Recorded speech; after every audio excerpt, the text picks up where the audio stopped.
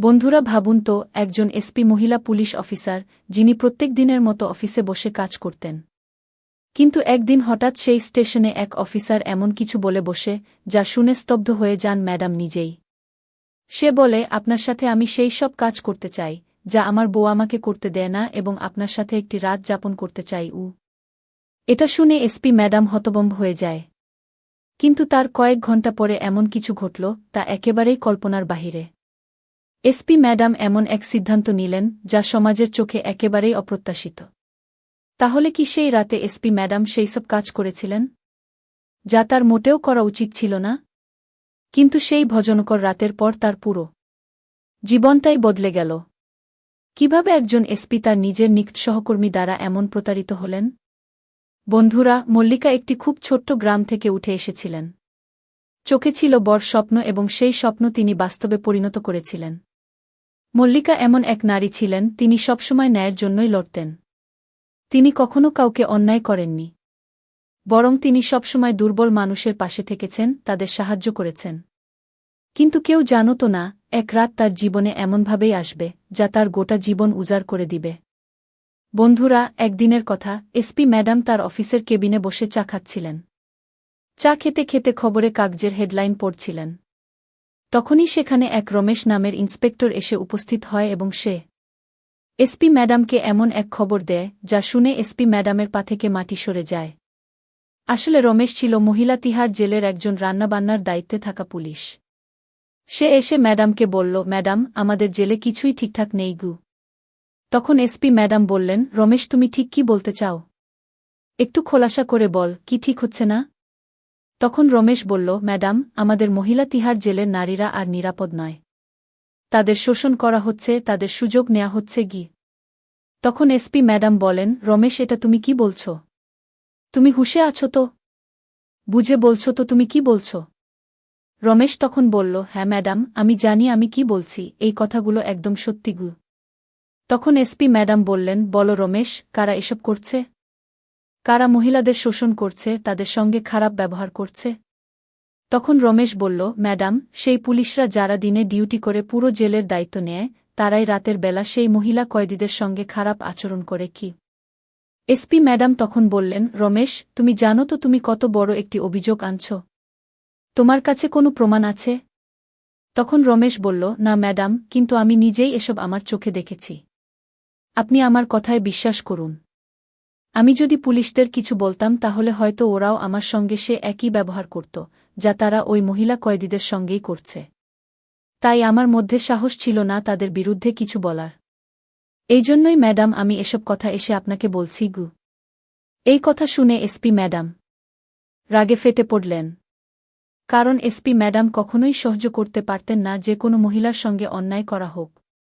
এবং যেমনটা আগে বলা হয়েছে, মল্লিকা সেই নারী, তিনি সবসময় ন্যায়ের জন্যই লড়তেন। এখন মল্লিকা অর্থাৎ এসপি ম্যাডাম রমেশকে বললেন, রমেশ, তোমাকে অনেক অনেক ধন্যবাদ যে তুমি এই খবর আমাকে দিলে। তবে রমেশ, একটা কথা বল, আমি তো গত সপ্তাহেই সেই জেলে গিয়েছিলাম। তখন কোনো মহিলা আমাকে এ ব্যাপারে কেন কিছু বলেনি? তখন রমেশ বলল, ম্যাডাম, ওখানে যতজন পুলিশ আছে তারা সবাই মহিলাদের ভয় দেখিয়ে রাখে। বলে, যদি আমাদের বিরুদ্ধে মুখ খোলো তাহলে তোমাদের কারোরই ভালো হবে না। আমরা তোমার সঙ্গে এমন কিছু করব, যা তুমি কল্পনাও করতে পারবে না গি। এরকম ভয় দেখিয়ে তারা মহিলাদের চুপ করিয়ে রাখি। তখন এসপি ম্যাডাম বললেন, রমেশ, আবারও অনেক অনেক ধন্যবাদ তোমাকে। তুমি যে সাহস দেখিয়েছ, আমি সরকার থেকে তোমার জন্য কিছু না কিছু পুরস্কার অবশ্যই নিশ্চিত করব। তবে তার আগে আমাকে একটা কথা বলো, এসব ঘটনা ঠিক কখন ঘটে?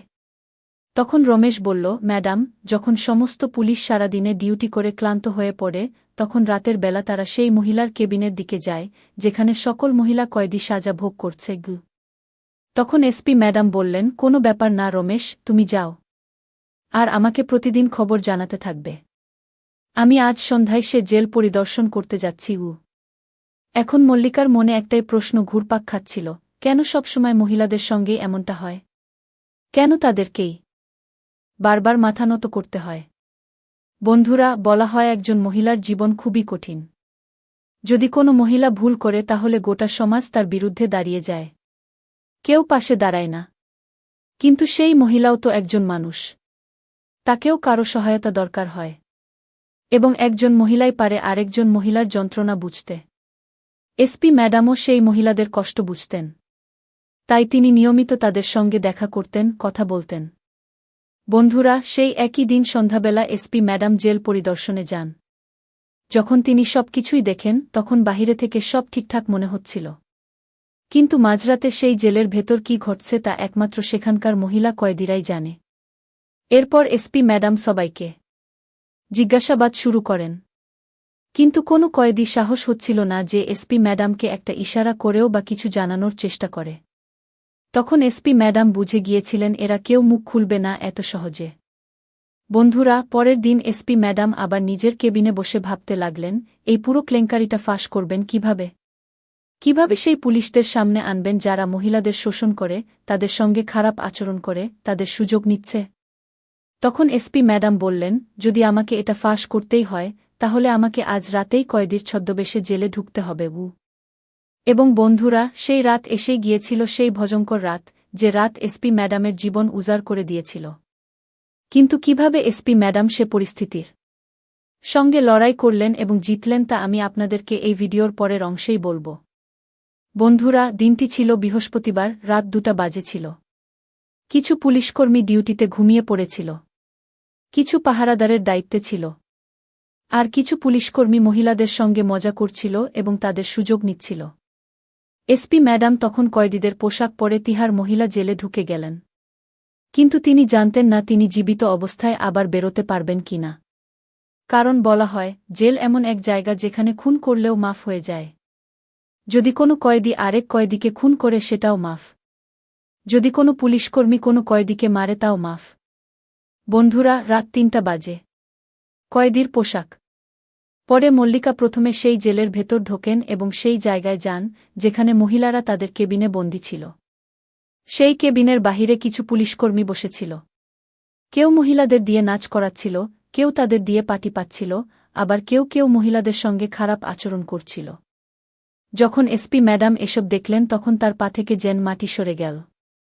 এসপি ম্যাডাম জানতেন জেলে যাচ্ছেন মানেই তাকে কিছু না কিছু প্রমাণ সংগ্রহ করতেই হবে ন্যায়ের জন্য, না হলে তিনি বিপদে পড়ে যাবেন। তাই সেই রাতে তিনি গোপনে একটা ক্যামেরা ও একটি মাইক্রোফোন তার কলারে লাগিয়ে জেলে ঢুকেছিলেন। যেই তিনি ভেতরে গেলেন একটি পুলিশকর্মী তার কাছে এসে বলল, তুমি কে? তোমাকে তো কখনোই দেখিনি, তোমার নাম কি?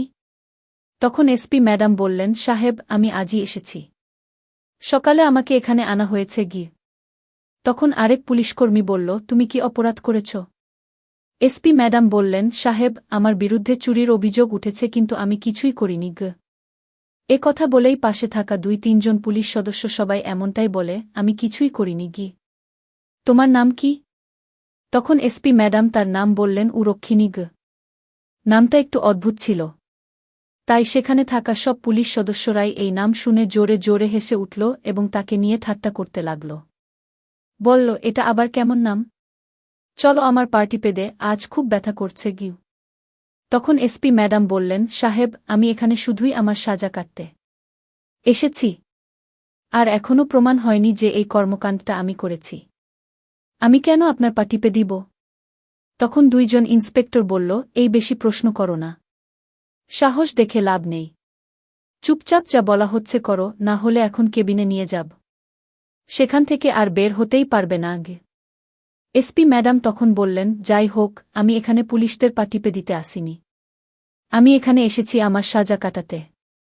আমাকে মিথ্যা মামলায় ফাঁসানো হয়েছে, দয়া করে আমাকে মাফ করুন, আমি আপনার পা টিপে দিতে পারব না গি। তখন এক মহিলা এসে বললেন, মেয়ে, এরা যা বলছে তাই করো, না করলে এরা তোমাকে খুব অপমান করবে, মারধর করবে গু। এসপি ম্যাডাম তখন বললেন, তুমি এদের ভয় পাচ্ছ কেন? তখন সেই মহিলা বলল, মেয়ে, আমাদের ভাই পেয়ে চলতে হয়, কারণ এখানে ওদের রাজত্ব চলে, যা ওরা বলবে আমাদের তাই করতে হবে।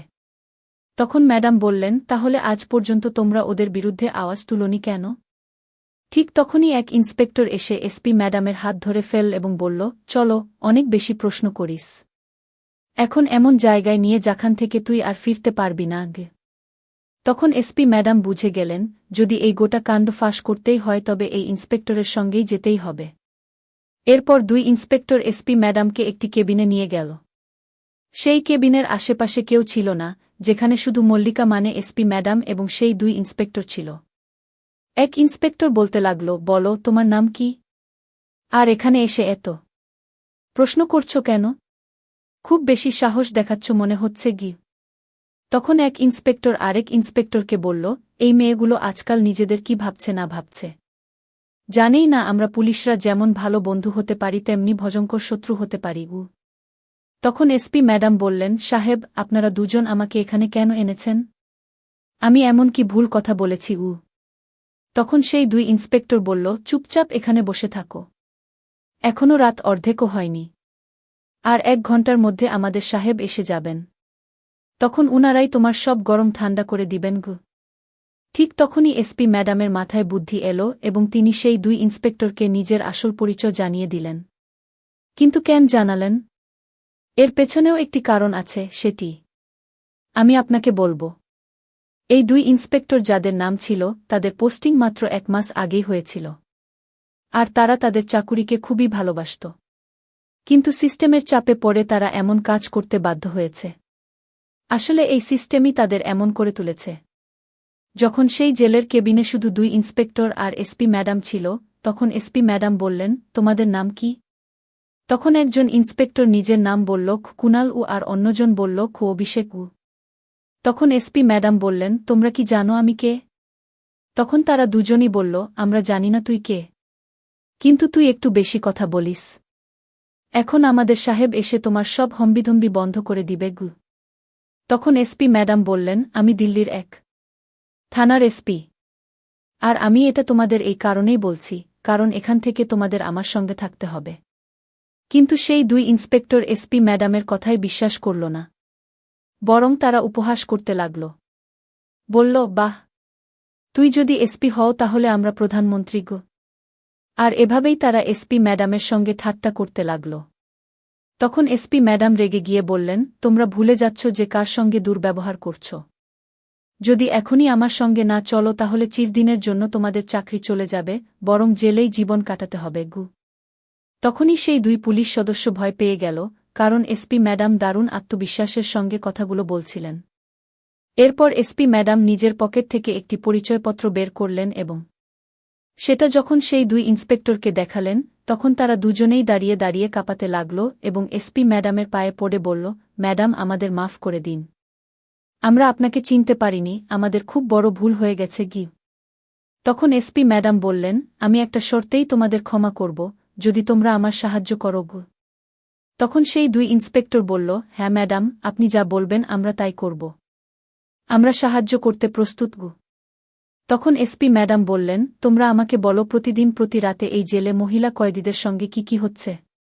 তখন সেই দুই ইন্সপেক্টর সমস্ত কিছু খুলে বলল, যেগুলো আগে রমেশ এসপি ম্যাডামকে জানিয়েছিল। তখন এসপি ম্যাডাম নিশ্চিত হয়ে গেলেন যে হ্যাঁ, রমেশ যা বলেছিল সবই সত্যি। এরপর এসপি ম্যাডাম সেই দুই ইন্সপেক্টরকে নিজের গোপন ক্যামেরা ও মাইক্রোফোন দিয়ে বললেন, আমার কাছে তো একটি মাইক্রোফোন ও গোপন ক্যামেরা রয়েছে, তবে এটি নাও। তোমরাও এই গোপন ক্যামেরা ও মাইক্রোফোন নিয়ে যাও এবং সেখানে যা কিছু হচ্ছে তা ক্যামেরায় ধারণ করে আমাকে এনে দাও। এখন সেই দুই ইন্সপেক্টর খুবই ভয় পেয়ে গিয়েছিল এবং আতঙ্কিত ছিল। তখন এসপি ম্যাডাম বললেন, ভয় পেও না, আমি তোমাদের সঙ্গে আছি। আমি জানি তোমরা কারা। তোমাদের এখানে পোস্টিং তো গত মাসেই হয়েছে গি। তখন তারা বলল, ম্যাডাম আপনি আমাদের চিনলেন কিভাবে? তখন এসপি ম্যাডাম তাদের নাম তো আগেই দেখে ফেলেছিলেন, এমনকি তাদের বাবা মায়ের সম্পর্কেও কিছু তথ্য দিয়ে দিলেন। তখন সেই দুই ইন্সপেক্টর এসপি ম্যাডামের কথা মেনে নিল এবং ম্যাডাম তাদের একটু সাহসও দিলেন। এরপর সেই দুই ইন্সপেক্টর ক্যামেরা ও মাইক নিয়ে সে জায়গায় গেল, যেখানে কিছু পুলিশ সদস্য বসেছিল এবং মহিলা কয়েদিদের শোষণ করছিল। সবকিছুই ক্যামেরায় রেকর্ড করেই সেই দুই পুলিশ সদস্য এসে এসপি ম্যাডামকে রেকর্ডিং দিয়ে দিল। আর এসপি ম্যাডাম সঙ্গে সঙ্গে সেদিন রাতে জেল থেকে বেরিয়ে গেলেন। পরে যখন দুই ইন্সপেক্টর আবারও ফিরে গিয়ে এসে পুলিশের আড্ডায় যোগ দিল, তখন তাদের মূর্ধতন এক অফিসার বলল, তোমরা এখানে আবার কেন? সেই মেয়েটা কোথায় গেল যে এত প্রশ্ন করছিল? একবার আমিও তাকে একা পেয়ে কিছু প্রশ্ন করতাম গে। কিন্তু সেই দুই ইন্সপেক্টরের তখন কিছু বলার সাহস হচ্ছিল না। কারণ এসপি ম্যাডাম আগে থেকেই বলে গিয়েছিলেন, তোমরা যদি ওদের জানিয়ে দাও যে আমি একজন এসপি এবং কয়েদির ছদ্মবেশে এসেছি, তাহলে তোমার সঙ্গেও আমি সেই একই ব্যবহার করব যা ওদের সঙ্গে করতে যাচ্ছি গু। তখন সেই দুই ইন্সপেক্টর এসপি ম্যাডামকে প্রতিশ্রুতি দিল, ম্যাডাম আমরা প্রতিজ্ঞা করছি, আমরা কিছুই বলবো না, চুপচাপ গিয়ে বসে থাকব। তখন তারা তাদের অফিসারদেরকে বলল, আরে সাহেব, সে মেয়েটাকে তো আমরা শিক্ষা দিয়ে দিয়েছি, আপনার আর যেতে হবে না গি। তখন সেখানে যা ঘটেছিল তা দেখে এবং শুনে আপনি নিজেও অবাক হয়ে যাবেন। এসপি ম্যাডাম সেদিন রাতে জেল থেকে বেরিয়ে গেলেন। পরের দিন সকালে তিনি সমস্ত প্রমাণ নিয়ে পুলিশ হেডকোয়ার্টারে পৌঁছালেন এবং তার ঊর্ধ্বতন কর্মকর্তাদের সব ভিডিও দেখালেন। এরপর এসপি ম্যাডামের সঙ্গে সমস্ত সিনিয়র পুলিশ অফিসাররা সেই জেলে গিয়ে ওইসব পুলিশ সদস্যদের চিরতরের চাকরি থেকে বরখাস্ত করে দেয় এবং সাসপেন্ড করে দেয়া হয়। এরপর পুরো পুলিশ বাহিনীতে এসপি ম্যাডামের খুব প্রশংসা হতে থাকে। সব কয়েদি মহিলারা হাত জোট করে এসপি ম্যাডামকে ধন্যবাদ জানা। বলে, এসপি ম্যাডাম, আপনাকে অসংখ্য ধন্যবাদ যে আপনি আমাদের এই নরক থেকে মুক্তি দিয়েছেন। আমরা খুব কষ্টেই ছিলাম, কাউকে কিছু বলতে পারতাম না, কেউ আমাদের কথা শুনত না। যখনই কিছু বলার চেষ্টা করতাম আমাদের গলা চেপে ধরা হতো, অত্যাচার করা হতো। এরপর প্রধান পুলিশ কর্মকর্তারাও এসপি ম্যাডামের খুবই প্রশংসা করেন এবং ওইসব অপরাধী পুলিশ সদস্যদের কঠোর শাস্তি দেয়া হয় এবং তাদের স্থায়ীভাবে চাকরি থেকে বরখাস্ত করা হয়, কারণ তারা যে অপরাধ করেছিল তা কোনো সাধারণ অপরাধ ছিল না। বন্ধুরা, এইভাবেই এসপি ম্যাডাম পুরো ঘটনা ফাঁস করেন। এই ঘটনা আমাদের শেখায় যে জীবনে যতই কষ্ট আসুক না কেন, সাহস আর আত্মসম্মান ধরে রেখে বাঁচতে শিখতে